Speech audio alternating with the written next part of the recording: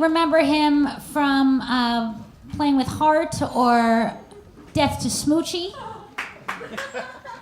He was on Caroline's Comedy Hour, and he performs all around town. He was also at the New York Mental Health State Division. That was one of his gigs. Without further ado, let's welcome Mr. Jon Stewart.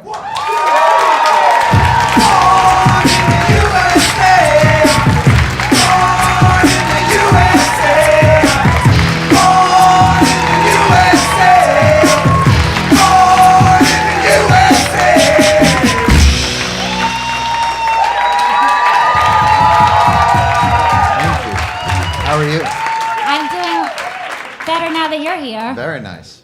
Do you feel like after you made your announcement that you're retiring, do you feel like you have like a zillion Jewish moms being like, what are you doing? What he says he's eating. What are you eating? What are you going to have for the next meal? Should I prepare the next meal? You know, I had 1,000 Jewish moms before I announced anything, so it doesn't. That's whenever you do a show about current events, that's, you know, everybody will. Is that really what you think about Israel?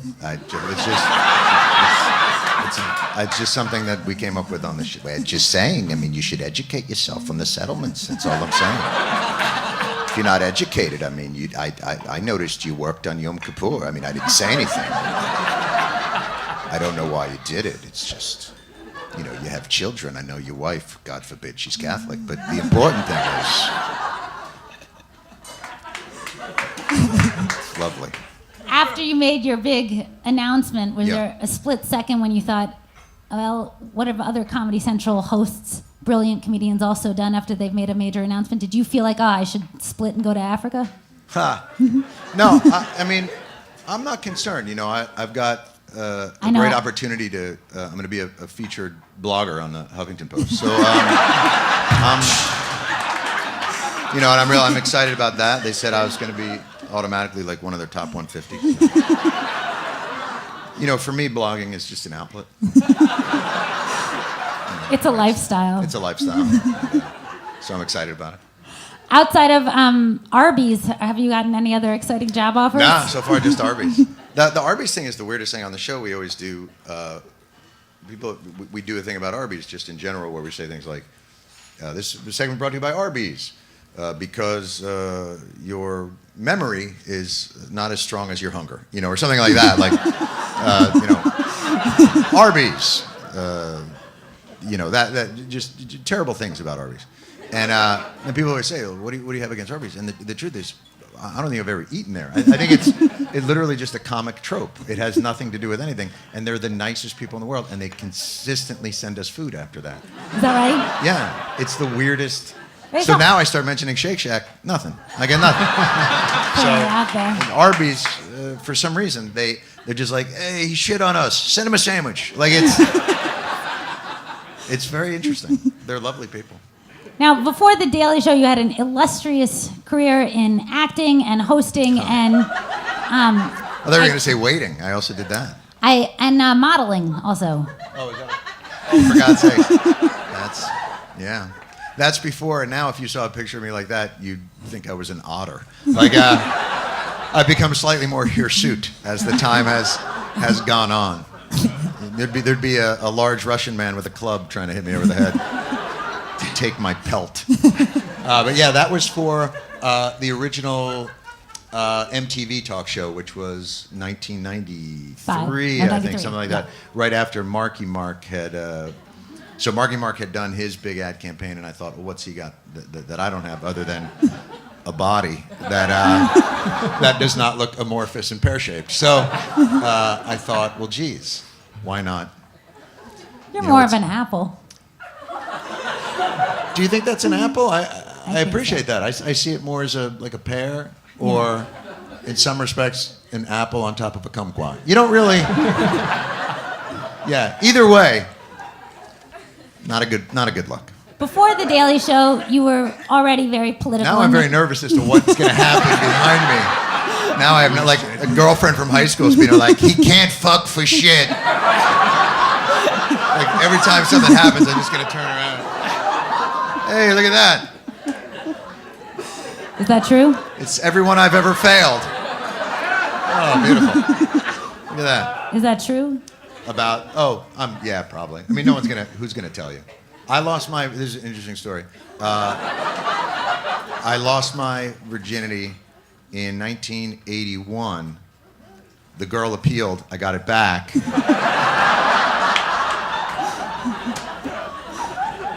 No wonder you date Catholic. Didn't lose it again until 83. So, to the same song. Dun dun dun dun dun dun dun dun dun dun. It's a perfect transition, perfect segue. Yes. To before the Daily Show, your comedy was already very political. I was curious, like, how far in before you were like, all right, I'm gonna really focus on politics here. I really think we can like have this as a niche. I never viewed it like that. I never really thought along those lines. You mean before the show, or in terms of doing stand-up? In terms of doing the show, like when were you like, you know what? I think we could really make this more of a niche. That was from the get-go. Okay. That was the first thing that I wanted to try and do, was sort of shift the focus of it slightly towards more of the political systems and cable television and cable news and that sort of thing. It was just at the advent of those networks and things, and they'd just become a more potent force in the dialogue and in sort of generating the news cycle. It used to be, and it's still an interesting exercise to do, read the front page of the New York Times and then watch what the cable news organizations are talking about. And it's as though they're in two completely separate worlds. So it was looking at what the more traditional newspapers had found relevant versus what this news cycle, that's sole purpose was to, these new networks, they are geared to catastrophe, to a 9/11. That's when 24 hours of news somewhat serves their purpose. Yeah. But without that, they have to turn the banal into the urgent. So they have to ratchet everything up. So it was just at the advent of that cycle. And for those of you who don't read, you can just turn on New York One because they read the headlines to you. I love New York One. Who can't not? It is, to me, it's like what you would want a 24-hour news network to do, but they watch and go like, no, fuck that, we're not going to do that. It's like Newsac. Like it's news, but like you can have it on in the elevator, like as you're going up. It's just like it's the only channel that Time Warner, like, it works. It's the only one that ever works for me. They fuck you. The Time Warner, there's some sort of package, like you can only get it if you get Time Warner. If you try and get any other cable system, they won't give you New York One. I think it's the way that they hold you. I think Pat Kiernan has like a special deal with them. I'm just kidding. Pat Kiernan could have a special deal. My favorite is the lady who does the kids stuff. Who she like has to go to a puppet show and then come back and tell you about it. But she's like 50, she's like, your children will love it. And then she has to do like a wacky picture with a guy in a giant rhino suit or something, It's awesome. Sounds like the beginning of Death of Smoochie. That hurts a little bit. Now that is an example of when you have a lot of brilliant people working on something and it may not pan out. Yeah. Well, it's like any, party where there's a bong and you start talking. And, everything's a good idea when you're high. And then you wake up in the morning and you look at what you wrote down and go, chicken butt. I don't know what that is. By the way, Death to Smoochie is one of my favorite things to work on. Danny DeVito, who directed it, is one of the most wonderful, inventive guys to be around. But my favorite part is, we're on the set, it's Ed Norton, Robin Williams, Catherine Keener, brilliant actors, and me. And Danny gets so mad at me because I can't do what these other people can do all sorts of things, but like in a scene, I'm supposed to look mad. So we're in this big scene, and there's a huge cast of extras, and we're doing the scene, and I've got this ridiculous fucking haircut, and I'm trying to, you get Smoochie now, right. And I hear, cut! And Danny would come from where the camera is up to the stage, but Danny is tiny. So you don't see anybody, you just see like bushes moving, like the extras are moving and parting like an Ewok through the forest. So he finally, you see rustling and something's coming, and then all of a sudden his little head will pop out. And he'll yell at me and then head back into the forest. You always shit on yourself as an actor, but why don't we play a clip? Because I really always shit on myself for a lot of things. I know, but So you're gonna play a yeah, we'll move forward. We'll go back to the other clip we were going to show first. We'll show that I'm one later. beginning to hate this screen. I have to tell you something. For God's sakes. All right. Oh, this doesn't begin with Trent, you're a nice guy, does it? No. The problem I have with you, It's hard. We have problems. He's a Jew. Go away. The truth is out there. He's a is Jew. attracted to you. I don't deal with passion well. Maybe you don't like that loss of control. You prefer to be the director, telling everything to do. You know, there's a fire. There's a terrible fire in the room. We should get out of here. We're dying. We're being overcome by carbon monoxide. Come on, tell me, don't I look like David Duchovny? Just a little bit. Just a little bit. Don't you want to make out with, no, don't. I love. Don't. He's gonna no! Come on. That's.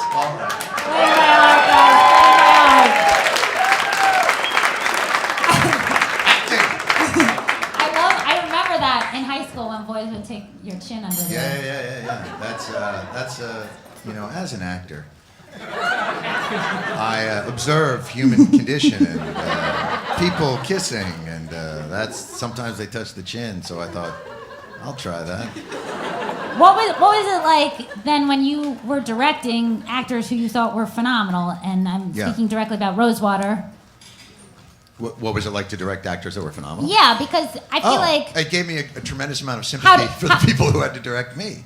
Okay. It's what's anytime you can create something, and the people that you need to fill out these specific positions elevate that material in ways that are surprising or interesting. It's very gratifying for you, because you may write something a certain way, or you may envision it a certain way, but they bring a certain inspiration to it, or from a different direction that you would not have realized. So that's the beauty of the collaboration, of the collaborative process. But you depend on that. And I think whenever I was acting, I never felt like I was able to give that to the director or to the writer. And so whenever I was in those positions, I felt that it's perfunctory. No one likes to be in a job where the other people who are working there, like when they're done, they just go. Do you know what I mean? And it's not that it's terrible, but it's not.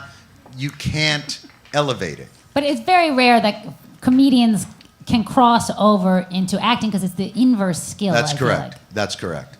And so what I could do is, in terms of acting, be myself, but like 10% madder or 10% happier. I don't have that gear. I don't know how to do it so well. So I used to say, no matter how many movies I would have been in or any of that, I'd never be an actor, because there is a very specific quality and craft to it that I don't have the language for, or the facility for. And that's not a self-deprecation or a shitting. That's what I like to call a cold, hard observation. But you give a good headshot. We have one of your early headshots. Oh God, I thought you said you give a good hand job. I was like, that I don't know. That the evening's young. Okay, so my mother's friend. My mother had a friend whose son was a photographer. And he said, he'll do your headshots. It'll be nothing. You give him $100 and he'll do it. Just don't expect the top of your head to be in the picture. So that was, that I was probably 23 maybe in that, and still working the Jufro. It looks good. It looks good. Yeah. Did acting at all influence when you were directing, out of all seriousness? No. Okay. What influenced me when I was directing was the process of doing The Daily Show, much more than it is the acting process, because again, it's about the collaboration. It's about understanding, doing the show taught me this kind of the process of clarity of vision, but sort of flexibility of process.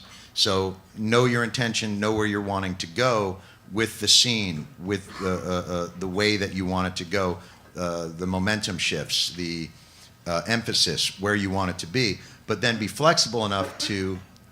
One of the great things about the show is it's disposable in the sense that Right. you're going incredibly fast. So you have to never be precious with the material. You can't claim ownership over ideas and things. You have to learn to read and react very quickly. And that served me, I thought, well on the set, to be able to see a scene that I had designed very meticulously with writing, see it come alive with really good actors, and know that it's not working, and be able to say, okay, fuck this, let's throw that out and try the next iteration of it, and where are you feeling it, where, you know, tuning yourself to everybody else's ear. Let's show a clip of Rosewater for those of you who have not seen it yet. This is, again, Gillian Anderson in a prison in Iran. Oh, what if they were all Gillian Anderson?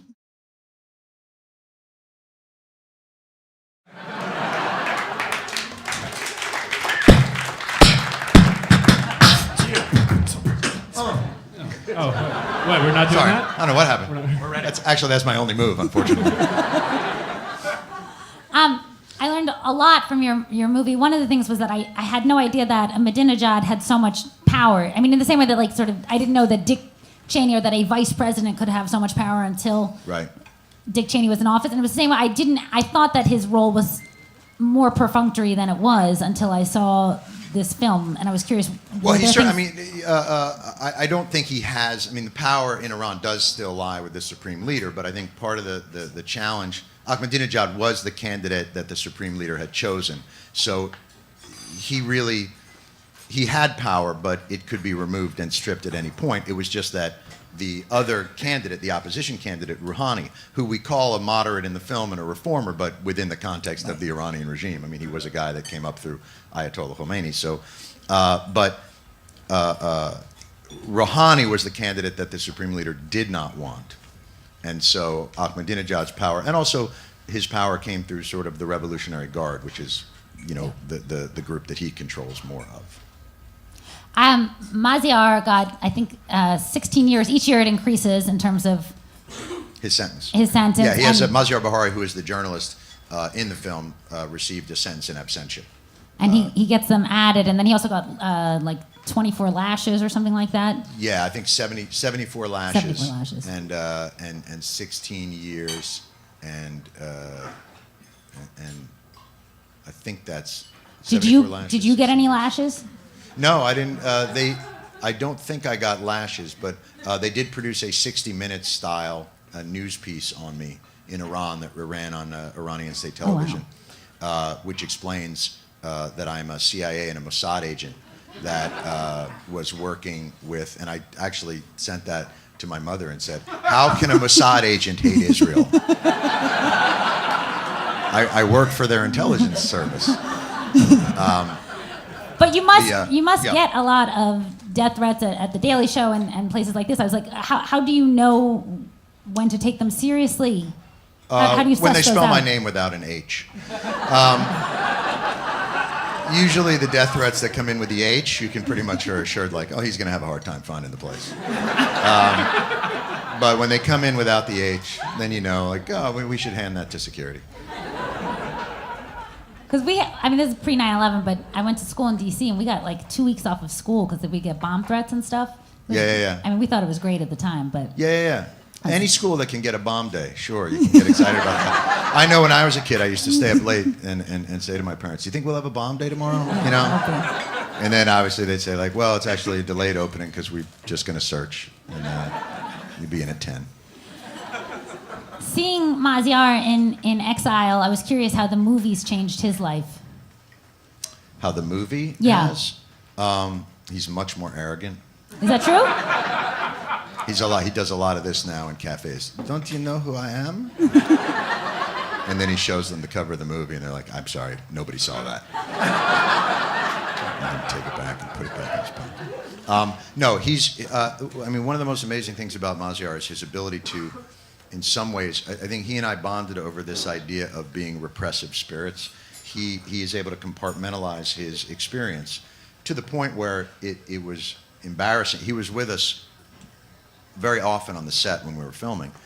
In Jordan. And I got in Jordan, and I got very comfortable saying to him, so when the interrogator would be over you and he would have his knees, so he would hit you like this, and Mazio, mostly he'd get his ring on my head, and then, oh, okay, and we'd position it around, and then I would think to myself, like, I'm an asshole, I can't believe I just asked him that. But that stuff didn't really affect him. The family scenes were the ones that he couldn't watch or couldn't be around. But he came and sat through the movie after I did my rough edit, and then he's seen it in the big theaters and things like that. For him, I think he views it as a process of catharsis, and I think he thinks he's done a lot of work with political prisoners and people that have been held in solitary or made to sign forced confessions, and he believes that the ones who have, for whatever reason, chosen not to be vocal about their experience suffer more greatly, and that he, I think, has used this process and the process of writing his memoir as a way of catharsis and a way of moving through it. It was beautiful to see. The only other movie I had seen about an Iranian exile was actually The Shah's Wife. There's a movie about her. Did you see that one? No, I didn't see The Shah's It's Wife. a really nice life that she has in exile. What is it, a documentary or is it a Yeah, fiction? it's a documentary, Right. and she's got like a 3-floor apartment in Paris, and then she's in Potomac, Maryland. I think she Yeah. does like Pilates with Queen Noor. I mean, it seems... Yeah. Dictators are not stupid. Like whenever they leave with $200 billion.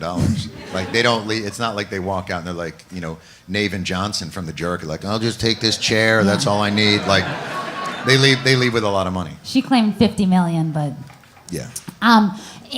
You could have said, okay, I want to direct my first film, and I'm going to do and write my first film, and I'm going to do Hot Tub Time Machine 2. I could have. Well, not now. But I mean, you did something really unexpected by taking on such a serious drama. Yeah, I didn't know this other opportunity was there. I immersed myself in this ridiculous Iranian political drama when everybody knows my real love is quantum physics and hot tubs. So, that hurts. I'm not going to lie to you. Wish I had talked to you earlier. Do you think you'll do more serious dramas? Did you enjoy doing I don't know them? if Mazio is going to get arrested again. I mean, so much of it depends on how ballsy he gets. I was wondering how ballsy you were going to get. In terms of?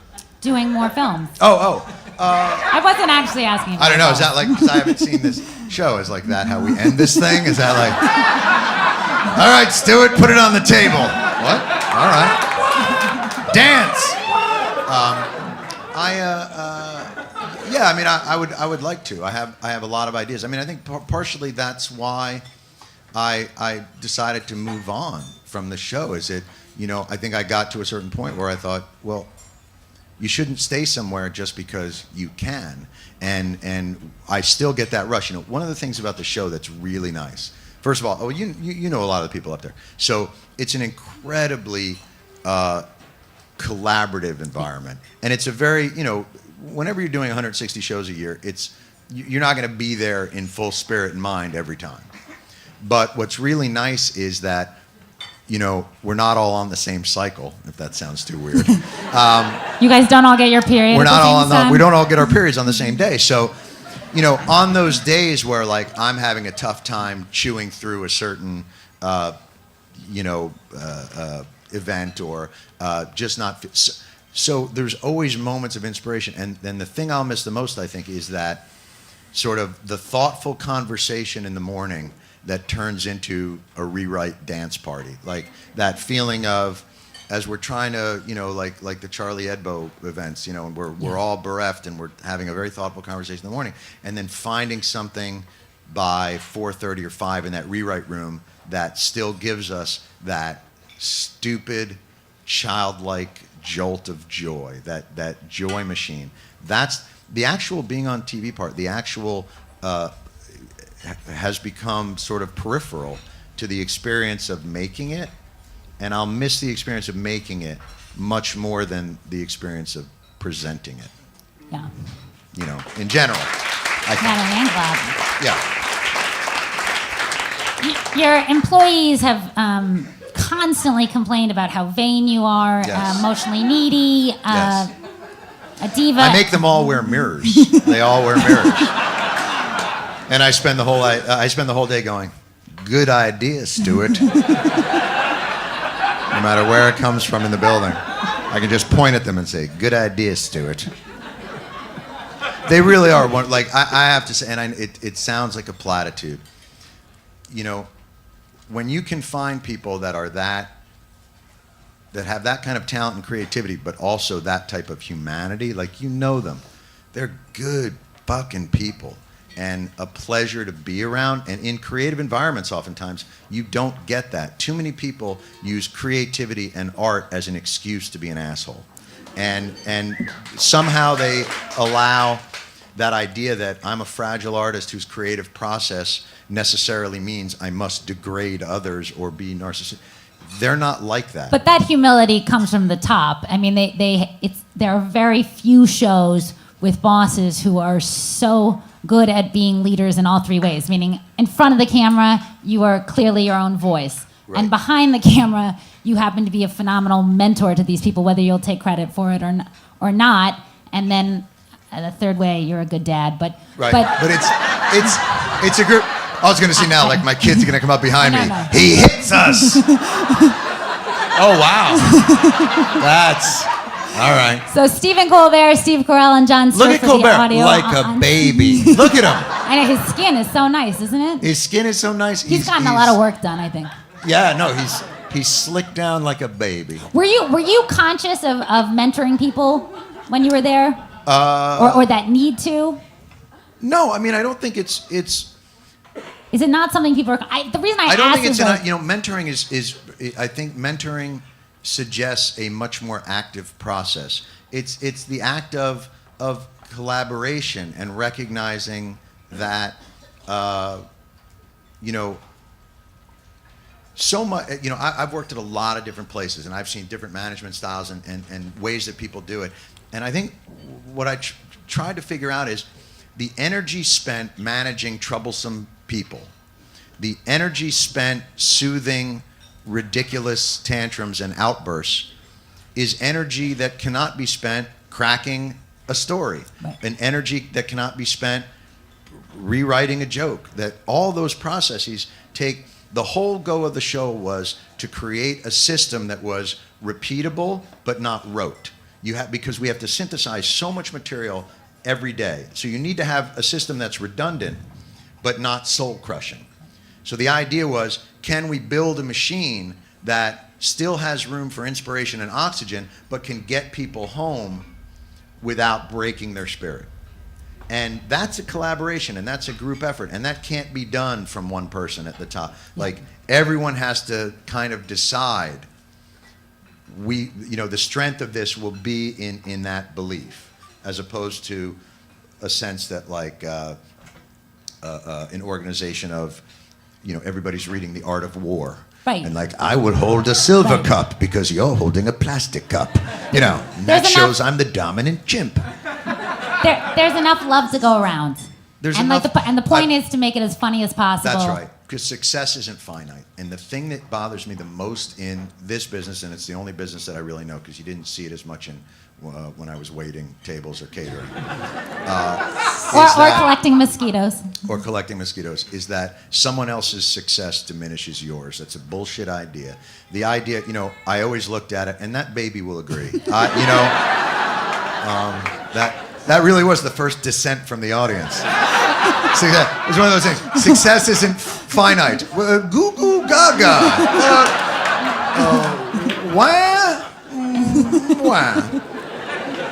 In my world, there's really two breasts, and if someone is on them, I get nothing. So, in some respects, success is finite. But I think the metaphor is this: that there's enough boobs to go around. I was just going to say milk. Milk. And that, the guys in the business that I've always thought, like, wow, what a fucking waste that they've been overtaken by acidity and bitterness, is based on that idea that they're always looking externally and never internally. And so the general idea I always had was, like, if somebody succeeds, like, man, that's good. That helps us all. It allows for heterogeneity, and I really hate, as a female, when they'll only look for, like, the one I'm talking female. about men. I'm not. I should have qualified that I'm merely. Oh, I'm sorry. Go ahead. I think you're right. I think you're right. You had no idea what I was going to say. By the way, and that's something. But you bring up a good point. You know.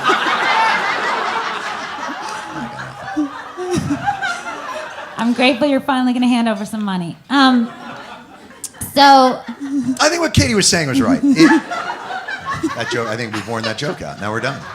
Now we're done with that joke. I think of you as a comedian, and I thought of The Daily Show as a comedy show. But there were moments, very strategic moments, it felt like, where you were active, or I would say that your activities helped people. And I'm specifically thinking about Veterans Affairs in terms of getting a bill passed. Were you very sparing on purpose as to what things you were going to make a cause? I think we make everything satire. I think there's a confusion between what satire is and what activism. It's not like there are boots on the ground activists who are really working day to day. Satire is a process, and when we do the bits on the Veterans Affairs, we don't put it through a separate process. In other words, we don't tag it as this is activism, and we're going to use the tools that we use in satire of hyperbole and juxtaposition and puns and ridicule and. But all those things. You lobbied on their behalf. But everything we do is that. In other words, everything that we do that comes from a point of view is advocating a position or an argument. And the argument or position that we're advocating through the VA stuff is no different than the argument or position that we're advocating through many other bits. It's just that they could attribute a more direct plea, maybe.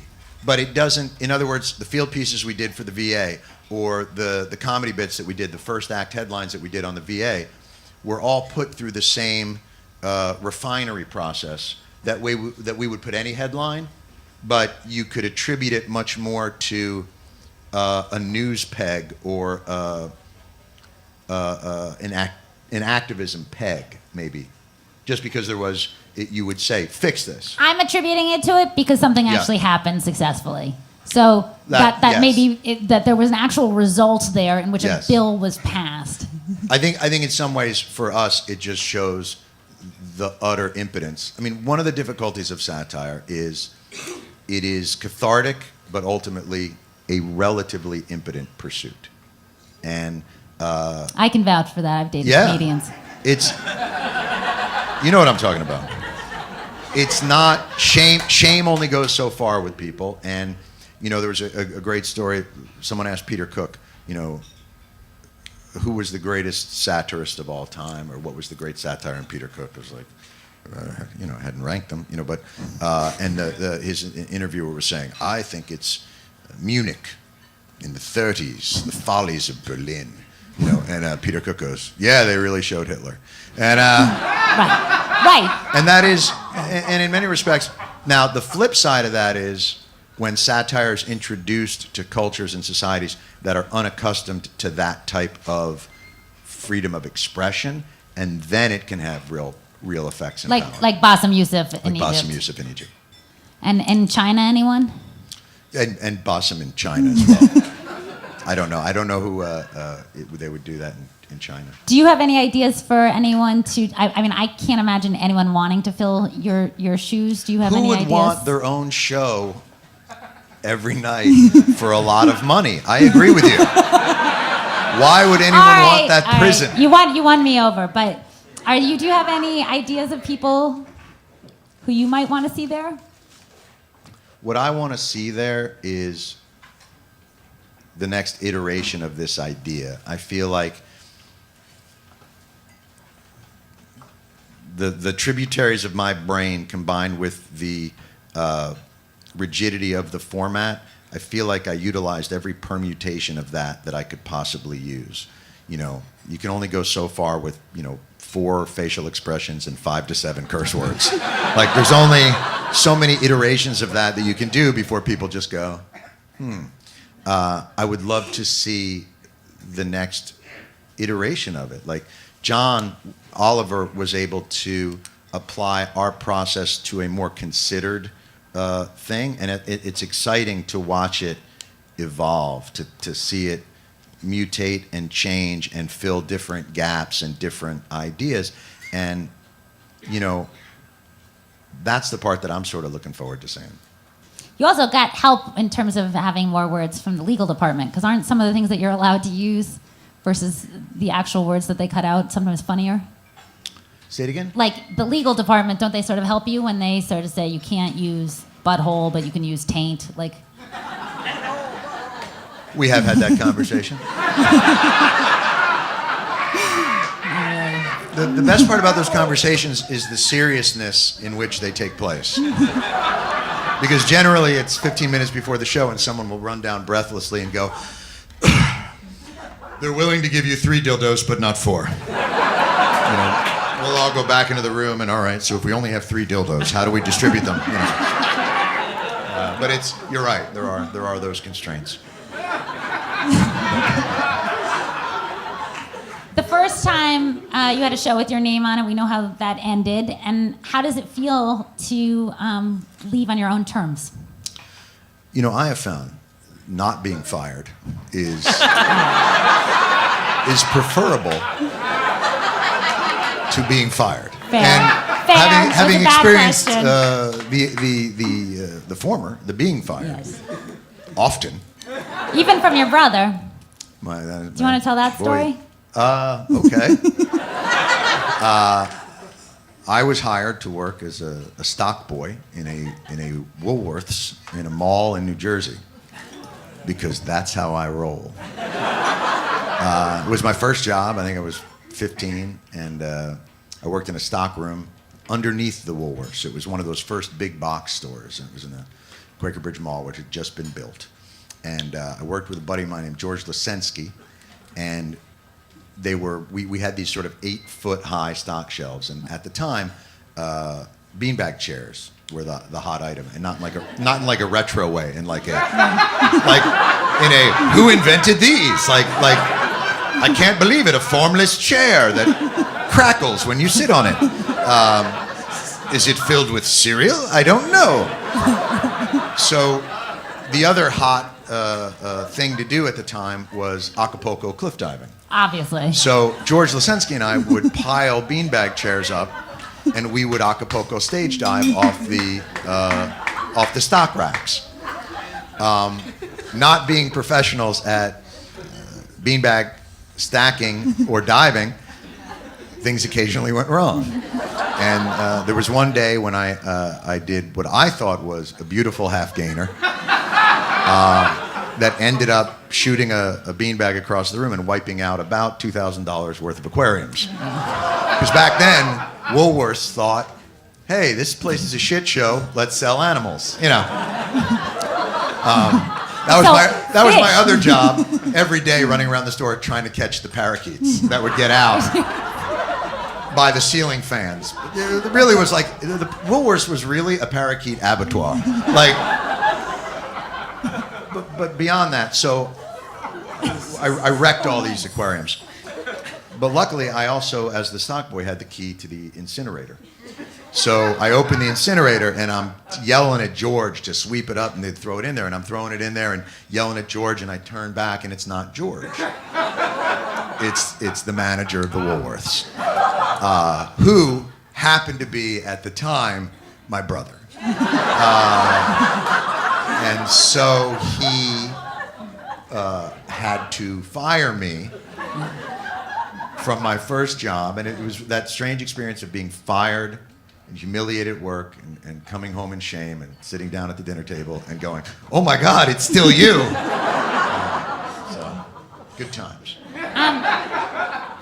I know a lot of people are very sad to see you retire, although I know you're going to be doing many wonderful things I mean, after. I'm not retiring. I'm just, it's not like I'm not putting on the black socks and heading down to Boca. It's, Okay, good. I was, because it felt like, I was like, whoa, he's really trying to milk this for as many, retirement parties as possible. No. There's no retirement. It's literally just, I needed more flexibility. I got maybe 4 or 5 more years with the kids before they really don't want anything to do with me. Yeah. And I'm just not there. You know, you can't go 9 to 9 for 16 years and think, you know, you're going to be able to tell them to not smoke pot. Like, you can't just show up at 9 p.m. and be like, don't get high. All right, good night, sweetie. Like, you know, you gotta. I just need more flexibility. But believe me, I feel like I'm going to work maybe more. I'll just be able to do it more like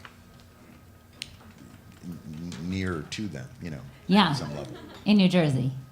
You don't have to You know, cross that bridge you don't need to anymore. say it like that. Okay. You really made it sound like, yes, in the basement of a Woolworths. Enjoy your retirement, stock boy.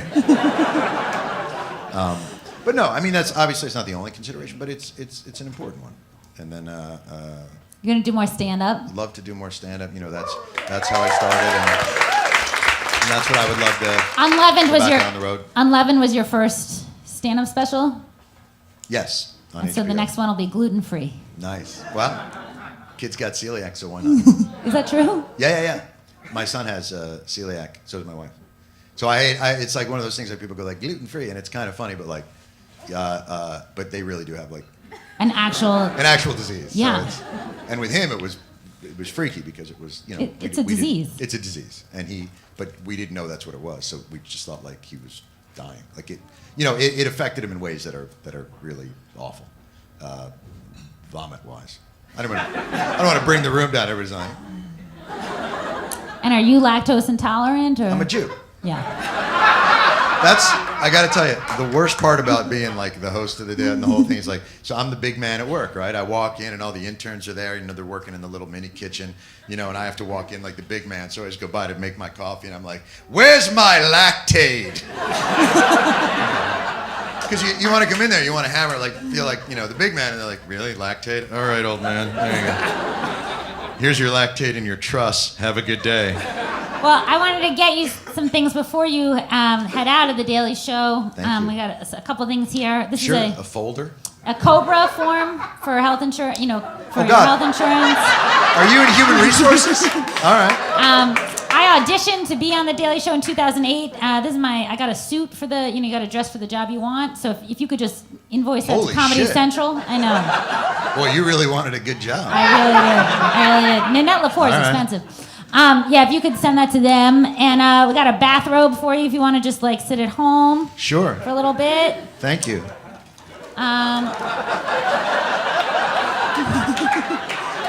Some bonbons. You can't watch soap operas, but ESPN you can watch. Just because there are no more soap operas. Wait, a bathrobe? What am I, Ava Gabor? What? Yeah. I'm going to sit in a bathrobe and eat bonbons? These are for when you travel to do stand-up in England. Prunes. Yeah. Oh, some great stuff from the 92nd Street Y. I think there's some poetry and Zumba stuff. There. Here's more. This is a workshop. I see they have Mitzi Gaynor coming in February. She's terrific. I saw her with Lola Falana. They did Raisin in the Sun, an all-white women version. It was phenomenal. Patti LuPone took over. She stole the show every time she It's her cheekbones. She played the sun. It was amazing. And if you end up going to like baseball camp with your kids, Sure. you can take them. You can take the Mets, your favorite team. You can take them to baseball camp too. Sure, thank you. And in all seriousness, I got you a notebook because I hope you never stop writing. You are a brilliant Thank you. comedian, a wonderful Thank you. human being, and a total mensch for being here. Thank you.